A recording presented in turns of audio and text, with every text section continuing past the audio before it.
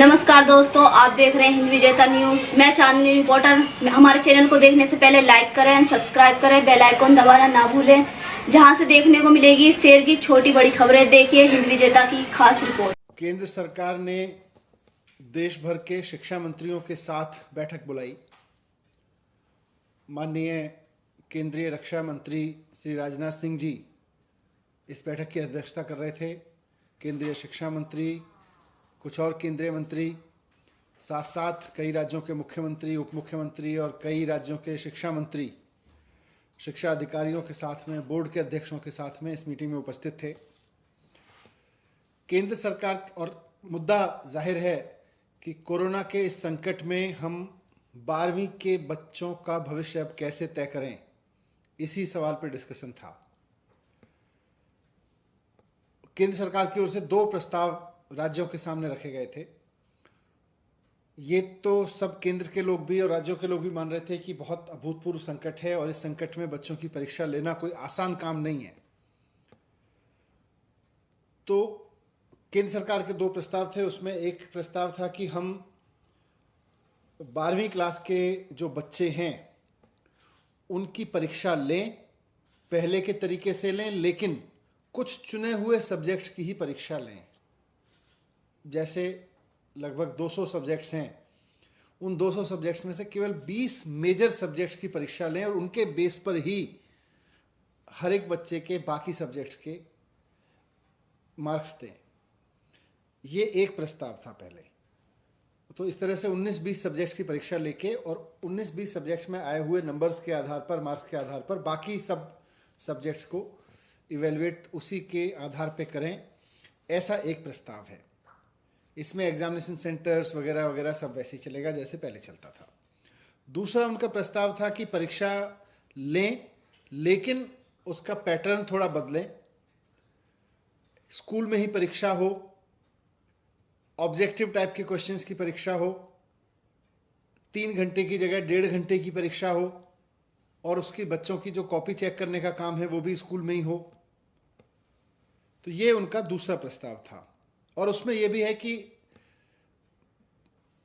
बच्चों के सारे सब्जेक्ट्स की परीक्षा ना हो, लेकिन बच्चे तय कर लें कि उनको कौन से 4 सब्जेक्ट की परीक्षा देनी है या 3 सब्जेक्ट की परीक्षा देनी है। ये उनका ऑप्शन भी था। देश के अलग अलग राज्यों के शिक्षा मंत्रियों ने अपनी अपनी राय रखी। दिल्ली की तरफ से मैंने भी इस पर अपनी राय रखी, और इससे पहले मैंने कल दिल्ली के बहुत सारे प्रिंसिपल्स, प्राइवेट स्कूलों के प्रिंसिपल्स और टीचर्स, फिर गवर्नमेंट स्कूल्स के प्रिंसिपल्स और टीचर्स, और फिर स्टूडेंट्स के साथ, पेरेंट्स के साथ संवाद किया था। और उसके बेस पर, उस पूरे मंथन के बेस पर मैंने दिल्ली की तरफ से 12वीं के बच्चों के भविष्य के बारे में सरकारों को क्या कदम उठाने चाहिए, ये मैंने राय रखी अपनी, उसको मैं आपके साथ शेयर कर रहा हूँ। पूरे देश में इस वक्त करीब 1.5 करोड़ बच्चे हैं जो 12वीं क्लास में पढ़ रहे हैं। इन 1.5 करोड़ बच्चों के पेरेंट्स, इनके टीचर्स और खुद ये बच्चे सबके सब बहुत उम्मीद भरी निगाहों से सरकारों की ओर देख रहे हैं, और ख़ास तौर से केंद्र सरकार की ओर देख रहे हैं कि केंद्र सरकार परीक्षाओं के बारे में कोई निर्णय ले, ताकि 12वीं की जो ये क्लास है ये इतनी लंबी होती चली जा रही है, आगे बढ़ती जा रही है, आगे बढ़ती जा रही है। ये 12वीं की क्लास से आगे उनको बढ़ने का मौका मिले। एक ऐसे समय में ये सब बात हो रही है, आज जो चर्चा हुई, जब हमारे पास रोजाना 2.5 लाख केस आ रहे हैं पूरे देश में, लगभग इस समय भी। देश के बहुत सारे गांवों से किस तरह की स्थिति है, किस तरह की बॉडीज मिल रही हैं, वो हम सब मीडिया पे, सोशल मीडिया पे देख रहे हैं। हमारे सामने बार बार ये बात भी आ रही है कि तीसरी वेव भी आ सकती है, और ये बात बार बार कही जा रही है अलग अलग सेक्टर से कि तीसरी वेव अगर आती है तो बच्चों को सबसे ज़्यादा नुकसान पहुंचाएगी तीसरी वेव। ऐसे में दिल्ली सरकार का मानना है, मुख्यमंत्री अरविंद केजरीवाल जी ने भी मुझको कहा कि ये प्रस्ताव केंद्र सरकार के सामने रखा जाए कि बच्चों की सेहत से, बच्चों की सुरक्षा से खिलवाड़ करके हमें परीक्षा पूरा करने का शौक नहीं पूरा करना चाहिए। शिक्षण संस्थाएं, शिक्षा व्यवस्था अपनी एक अलग कंपल्सन रखती है। शिक्षा व्यवस्था कहती है कि परीक्षा होनी चाहिए, बोर्ड कहता है, बोर्ड की परंपराएं कहती हैं कि परीक्षाएं होनी चाहिए। शिक्षा की जो हमारे अभी तक की प्रैक्टिस रही है और शिक्षा की जो अभी तक हमारी समझ रही है वो कहती है कि पहले पढ़ाओ, फिर बच्चे की परीक्षा लो, उसके बाद में बच्चे को पास या फेल करो। लेकिन ये सब आइडियल वर्ल्ड की दुनिया है। प्रैक्टिकल वर्ल्ड में आज आपके बीच में रोजाना 2.5 लाख लोग कोरोना से संक्रमित हो रहे हैं और तीसरी वेव के बारे में कहा जा रहा है कि ये बच्चों से आ सकती है, बच्चों में ज्यादा आ सकती है। तो इसलिए दिल्ली सरकार किसी भी तरह की परीक्षा कराए जाने के पक्ष में नहीं है। दिल्ली सरकार ने केंद्र सरकार को भी आज कहा, हम उनको चिट्ठी भी लिख के कहेंगे कि ये दोनों ऑप्शन परीक्षा कराने के ऑप्शन हैं, लेकिन हमारी राय में ये वक्त परीक्षा कराने का नहीं है। ये वक्त है कि हम बच्चों को जिस तरह से हमने 10वीं में किया है, 2, 3 साल या 1 साल की अलग अलग परीक्षाएं जो अभी तक ली गई हैं, हिस्टोरिकल रेफरेंसेस के आधार पर बच्चे का मूल्यांकन करें और उसको 12वीं की परीक्षा में हम उत्तीर्ण करें, उसको पास करके आगे भेजें। अगर कोई बच्चा कहता है कि मुझे हिस्टोरिकल रेफरेंस के आधार पर पास नहीं होता है, तो जैसा हमने 10वीं में उसको ऑप्शन दिया है कि समय आने पर फिर हम उसकी परीक्षा कराएंगे और उसके मार्क्स को अपग्रेड कर देंगे।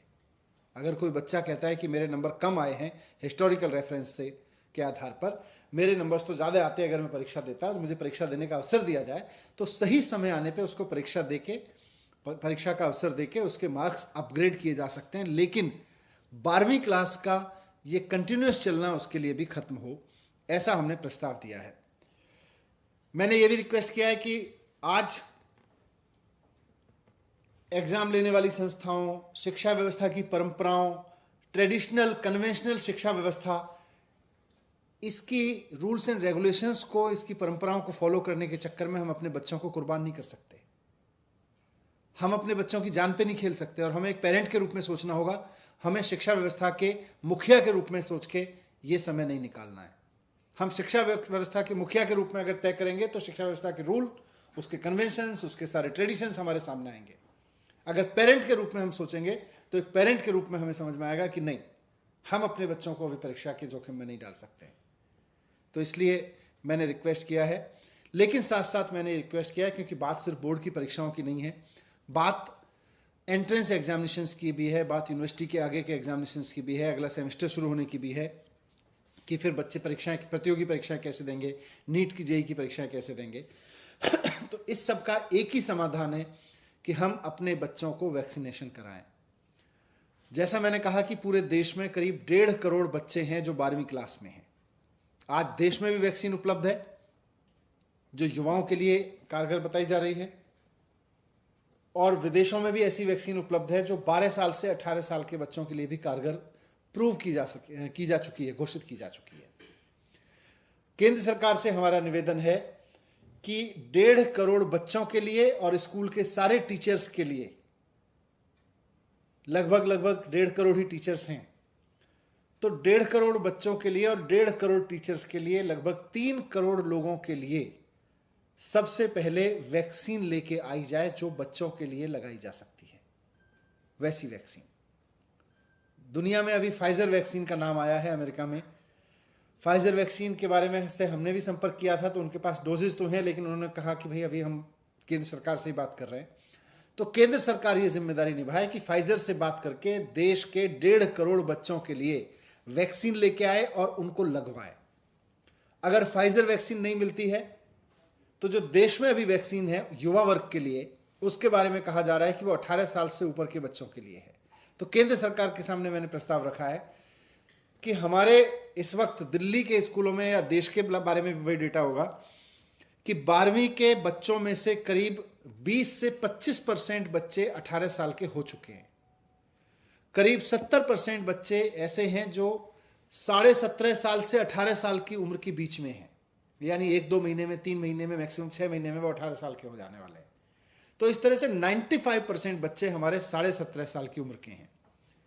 तो इन 17.5 साल वाले बच्चों की क्या हम वैक्सीनेशन कर सकते हैं, इस बारे में हम हेल्थ एक्सपर्ट से बात करें। अगर देश में 18 साल के युवा के लिए जो वैक्सीन उपलब्ध है, क्या वो वैक्सीन 17.5 साल के बच्चे के लिए भी कारगर है, ये बात हमें हेल्थ एक्सपर्ट बता सकते हैं, वैक्सीन की कंपनियां बता सकती हैं, उनके लिए जो टेस्टिंग की गई है, ट्रायल्स किए गए हैं, उससे हमारे पास आ सकती है। अगर ये संभव है कि हेल्थ एक्सपर्ट की राय के बाद और वैक्सीन कंपनियों की राय के बाद कि अगर 17.5 साल के बच्चों को वैक्सीन लगाई जा सकती है, ये मौजूदा वैक्सीन देश की, तो सारा वैक्सीनेशन प्रोग्राम रोक के पहले जैसे हमने डॉक्टर्स के लिए पहले लगाया, वैसे ही अब हम प्राथमिकता देके देश के 1.5 करोड़ बच्चों को वैक्सीन लगा दें। वैक्सीन स्कूलों को उपलब्ध करा दें, स्कूल आसपास से नर्सेज लेके, डॉक्टर्स लेके तुरंत हफ्ते भर में ये वैक्सीनेशन करा सकते हैं।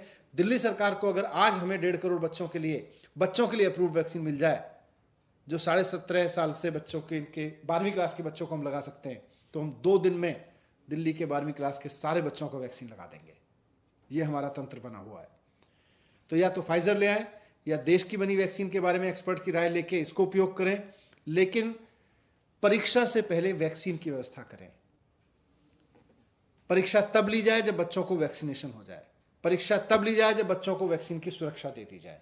ये मैंने केंद्र सरकार से रिक्वेस्ट किया है। यही एंट्रेंस एग्जामिनेशन का हल है और यही सीबीएसई या 12वीं की बोर्ड की परीक्षाओं का हल है। पहले हम बच्चों की सुरक्षा करें, बाद में परीक्षा करें। ये बात मैंने बहुत मुख्य रूप से केंद्र सरकार के सामने रखी है और मैंने कहा है कि जितनी शिद्दत से हम परीक्षा लेने के लिए मेहनत कर रहे हैं, उतनी शिद्दत से अगर हम बच्चों की वैक्सीन लाने पे मेहनत कर लेंगे तो परीक्षा लेना भी सुरक्षित हो जाएगा। सर, क्या संकेत मिले हैं केंद्र की तरफ से आपकी बातों पर? क्या लग रहा है कुछ पॉजिटिव हो सकता है? और अगर परीक्षा केंद्र सरकार कराती है तो फिर दिल्ली कितनी तैयार है? देखिए, जब मैंने बात रखी तो आज देश के लगभग मैं कह सकता हूँ 8-10 मंत्रियों ने, कई राज्यों ने बेसिकली और इस बात को समर्थन किया कि हाँ, पहले हमें वैक्सीनेशन कराना चाहिए अपने बच्चों का। तो कई राज्य इस बात से सहमत थे। कई राज्यों ने ये बात रखी कि 0 एग्जामिनेशन होना चाहिए, ऑप्शन ए या ऑप्शन बी नहीं, ऑप्शन 0 एग्जामिनेशन का होना चाहिए।